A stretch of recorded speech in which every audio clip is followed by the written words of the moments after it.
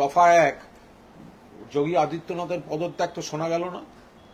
অযোধ্যায় যেটা নাকি রাম মন্দিরের জায়গা, রামরাজ্যের মডেলের ভরকেন্দ্র, সেখানে যেভাবে ধর্ষণ এবং খুন হলো, তার দাবি 1 দফা 1 যোগীর এবার পদত্যাগ, কই শোনা গেল না তো। তাহলে কি বেছে বেছে হয়?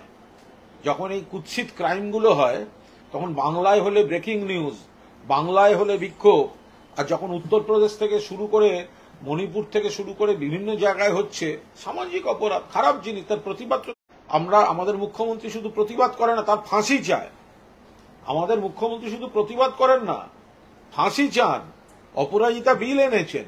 ফলে এই ধরনের কুৎসিত পৈশাচিক বিকৃত ঘটনা যদি ঘটে থাকে আমরা কড়া নিন্দা করছি এবং সেগুলো পুলিশ প্রশাসন তদন্ত করছে। কিন্তু অযোধ্যা যেটা নাকি রামরাজ্যের মডেল, সেখানে যে ভয়ঙ্কর ধর্ষণ এবং খুন হয়েছে, তাহলে দাবি 1 দফা সিনিয়র নেতা তিনি যে বিষয়গুলো বলেছেন তার জুরিসডিকশনটা আরো, বিবেচনাটা আরো সিনিয়র নেতৃত্বের।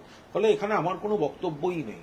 তার উপর দেখলাম আবার চিঠিও একটা দিয়েছেন ইত্যাদি। ফলে এর বাইরে দলের ব্যাপার, সংগঠনের ব্যাপার, এর বাইরে কোনো একটি শব্দও বলবো না।